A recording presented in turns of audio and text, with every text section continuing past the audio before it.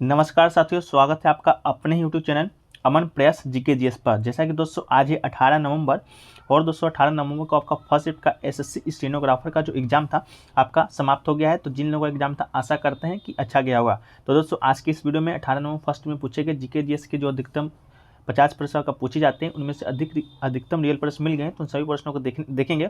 उससे पहले दोस्तों चैनल पे आप एक बार नए हैं, चैनल को सब्सक्राइब जरूर कर लीजिएगा। इस चैनल पे आपको 100% सटीक क्वेश्चन है जो कि आपको प्रोवाइड कराया जाता है और सभी क्वेश्चन तो स्टूडेंट को याद नहीं रहते, उसके लिए आपको पीडीएफ की व्यवस्था की गई। पीडीएफ टेलीग्राम पे मिल जाएगा, लिंक डिस्क्रिप्शन बॉक्स में दिया गया है।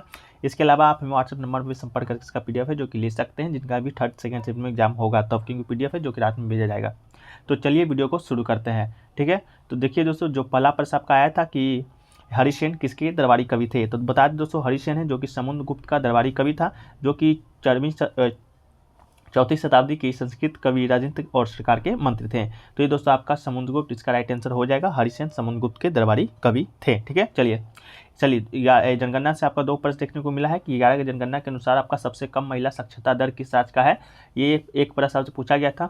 तो दोस्तों जनगणना 2011 के आंकड़ों के अनुसार हम देखें तो केरल में सबसे अधिक महिला साक्षरता दर है 92.07%, ठीक है। ये तो आपका सबसे ज़्यादा है केरल में, ये तो हो गया। लेकिन सबसे कम पूछा गया था, तो वहीं पर दोस्तों बिहार में सबसे कम महिला साक्षरता दर है 51.50%। तो इसका जो राइट आंसर है दोस्तों आपका बिहार कंफर्म होना है। इसके बाद दोस्तों लक्षद्वीप है जो कि पुरुष साक्षरता दर में पहली रैंक रखता है, जबकि बिहार ने सबसे कम पुरुष साक्षरता दर का दर्ज किया है। तो महिला भी सबसे कम और पुरुष भी सबसे कम साक्षरता दर आपका बिहार में ही है। अब बात कर दोस्तों आपका कि जो साक्षरता दर है वो किस तरह निर्धारित किया जाता है, तो 2011 की जनगणना के लिए 207 वर्ष या उससे अधिक आयु का व्यक्ति जो किसी भी भाषा में समझ के साथ पढ़ और लिख सकता है वह आपका साक्षर माना जाता है। एक तो आपका ये है। इसके अलावा दोस्तों आपका है कि जो व्यक्ति केवल पढ़ सकता है लेकिन लिख नहीं सकता है वो साक्षर नहीं है। तो इस कारण इसी में दोस्तों आपका है जो कि साक्षर है नहीं, इसको आपको नोट किया जाता है। एक क्वेश्चन दोस्तों पूछा गया था कि 1950 में गणतंत्र दिवस के मुख्य अतिथि कौन थे, ठीक है। पहली बार आपका 1950 ईस्वी में गणतंत्र दिवस मनाया गया था 26 जनवरी को। तो दोस्तों पहले गणतंत्र दिवस के जो मुख्य अतिथि हैं इंडोनेशिया के जो राष्ट्रपति सुकर्णित थे। इस दिन पहली बार राष्ट्रीय अवकाश को घोषित किया गया था और देशवासियों को अधिक भागीदारी के लिए आगे चलकर 1951 में गणतंत्र दिवस समारोह किंगफिशर पर होने लगा, जिसे आज राष्ट्रपति के नाम से पहचाना जाता है। तो इसका तो राइट आंसर आपका इंडोनेशिया के जो राष्ट्रपति है सुकर्णी, इसका राइट आंसर हो जाएगा। एक क्वेश्चन पूछा गया कि पीटी उषा है दोस्तों वो किस राज्य से संबंधित है, तो दोस्तों बात करें पीटी उषा का, तो ये दोस्तों केरल के कुट्टाली गांव में जन्मी पीटी उषा ने पास के पयोली में अध्ययन किया है, ठीक है। बाद में उनको निकनेम के रूप में द पयोली एक्सप्रेस के नाम से पहचान मिला है। तो ये दोस्तों आपका केरल राइट आंसर हो जाएगा, केरल के कुट्टाली गाँव में, ठीक है। तो पीटी उषा आपको मालूम होगा ये सबसे तेज दौड़ने वाली आपकी महिला है, इसलिए इन्हें द पयोली एक्सप्रेस के नाम से भी जाना जाता है। एक क्वेश्चन पूछा गया दोस्तों कि बनवारी लाल पुरोहित किस राज्य के राज्यपाल बने हैं। ये दोस्तों क्वेश्चन शायद आपका कल ही पूछा गया था, तमिलनाडु के राज्यपाल से संबंधित। तो दोस्तों जो बनवारी लाल पुरोहित है वो दोस्तों आपका तमिलनाडु के राज्यपाल आपके बनाए गए हैं। राज्यपाल की बात करें तो इसकी नियुक्ति कौन करता है दोस्तों, तो इसका जो नियुक्ति है आपका राष्ट्रपति के द्वारा किया जाता है। एक क्वेश्चन पूछा गया दोस्तों कि 23 मार्च 2053 को कौन सा दिन होगा, तो इसका जो राइट आंसर दोस्तों आपका रविवार राइट आंसर हो जाएगा। 23 मार्च 2053 को दोस्तों आपका रविवार का दिन होगा। हालांकि आपका रीजनिंग का प्रश्न है तो आप अपना निकाल के देख लीजिएगा। एक क्वेश्चन पूछा गया दोस्तों कि भारतीय क्रिकेट टीम के कोच कौन हैं, तो दोस्तों भारतीय क्रिकेट टीम के जो वर्तमान में आपका मुख्य कोच हैं वे दोस्तों आपका राहुल द्रविड़ हैं। हालांकि दोस्तों किसी किसी सीरीज के लिए वीएस लक्ष्मण को भी कोच बनाया जाता है, लेकिन प्रमुख कोच या मुख्य कोच की बात करें तो दोस्तों आपका राहुल द्रविड़ है। जिस तरह दोस्तों आपका जो हर एक सीरीज के लिए कैप्टन अलग अलग बनाया जाता है, लेकिन नियमित जो कप्तान है आपके भारतीय टीम के वे आपके रोहित शर्मा ही हैं। एक क्वेश्चन पूछा गया दोस्तों कि सबसे कम जनसंख्या घनत्व किस राज्य का है 2011 के सेंसस पर, तो जनगणना 2011 के अनुसार अरुणाचल प्रदेश का जो जनसंख्या घनत्व है सबसे कम है, जो कि केवल 17 व्यक्ति प्रति किलोमीटर है। अब बात करें दोस्तों जनसंख्या घनत्व होता क्या है आखिर, तो ये दोस्तों आपका 1 किलोमीटर में कितने लोग निवास करते हैं, इसी को दोस्तों आपका जनसंख्या घनत्व कहा जाता है। मान के चलिए 1 किलोमीटर में यहाँ आपका 17 लोग निवास कर रहे हैं अरुणाचल प्रदेश में। तो यहाँ का जो जनसंख्या घनत्व सबसे कम है, लेकिन दोस्तों सबसे कम है तो सबसे ज़्यादा भी किसी राज्य का होगा। तो दोस्तों आपका बिहार का जनसंख्या घनत्व वो सबसे ज़्यादा है। वहाँ पर दोस्तों 1 किलोमीटर में आपका कितने लोग निवास करते हैं, तो 1104 लोग निवास करते हैं। जहाँ पर अरुणाचल प्रदेश में 17 लोग, वहाँ पर 1 किलोमीटर में बिहार में 1104 लोग निवास करते हैं। तो सबसे ज़्यादा आपका बिहार का है। और सबसे ओवरऑल बात करेंगे सबसे ज़्यादा कहाँ का है, तो दोस्तों आपका दिल्ली का है। 1200 कुछ लोग वहाँ पर 1 किलोमीटर के दायरे में आपका निवास करते हैं। एक क्वेश्चन पूछा गया दोस्तों कि बेरी जो रोग है वो किस विटामिन के कमी के कारण होता है।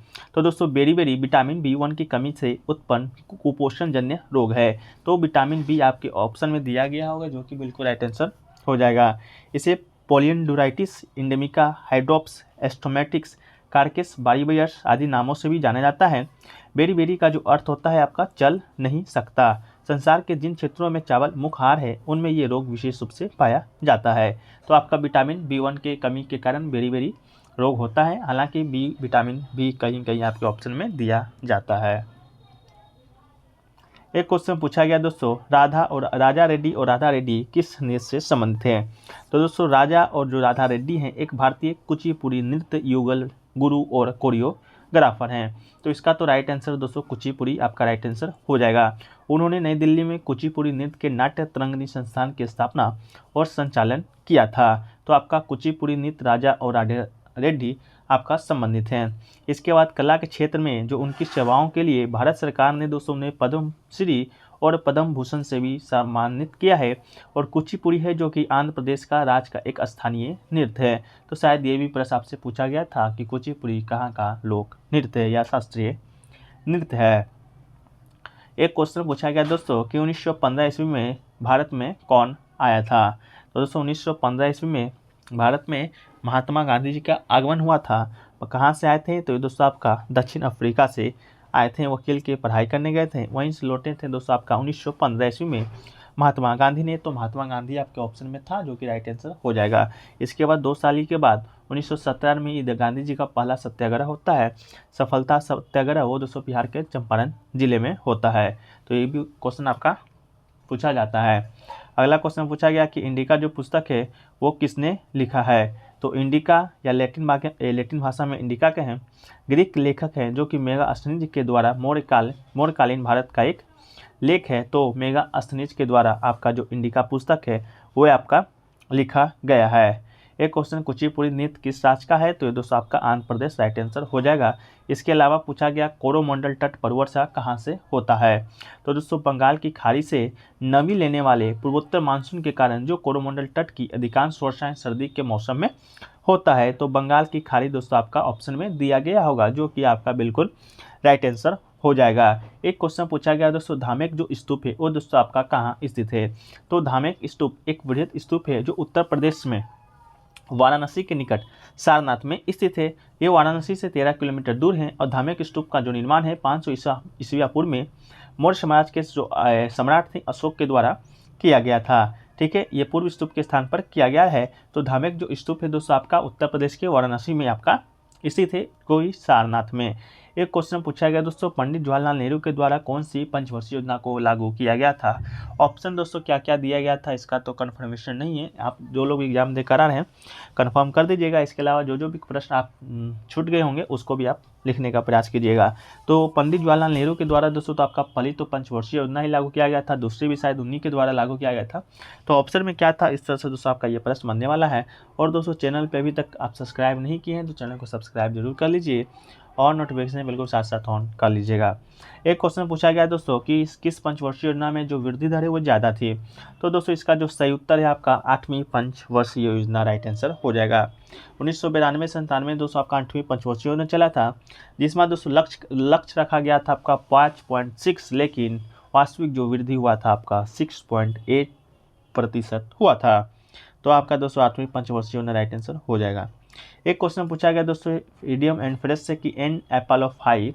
तो इसका जो मतलब होता है दोस्तों कि the person who someone loves most and is very proud of his youngest daughter was the Apple of his I loving and in love.